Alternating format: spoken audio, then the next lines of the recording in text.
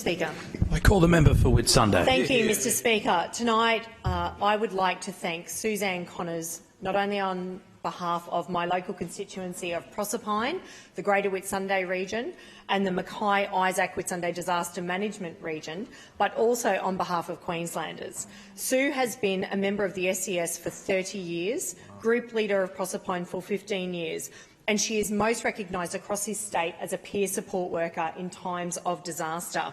She has received many commendations from the SES, as well as our Citizen of the Year award last year. Sue has responded to major events including Tropical Cyclone Debbie, Marcia, Dylan, Ida, Yassi, Alui, Larry, Rockhampton floods, Hamilton Island plane crashes and numerous land searches across our state.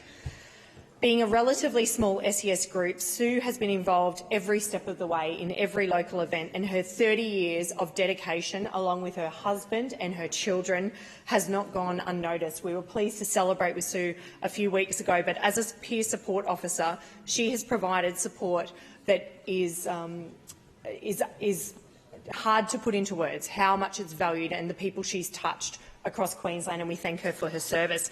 I'd also like, Mr Deputy Speaker, to acknowledge, as part of International Women's Day celebrations across Mackay and the Whitsundays, the Zonta Club of Mackay, and in particular Karen Jacobsen, who was the guest speaker and will launch next month Misogyny Opus. And I know many members of this House who may have seen a misogyny speech once or twice will really appreciate the launch that will happen in Mackay. I certainly will be attending and look forward to that event, as well as Zonta Whitsundays for their contribution to International Women's Day across the Whitsundays. They do so much in our community. And also Fallon from the Just Saying Project, who hosted the Women's Awards Night in Mackay.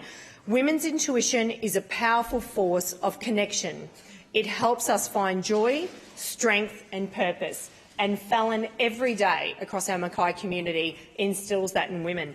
And, Mr Speaker, I'd also like to take this opportunity to recognise the contribution of those opposite today in the House around International Women's Day. And I must say, Mr Speaker, I'm used to the Attorney-General and the same speech that comes out every third or fourth week in criticising the opposition of LNP women.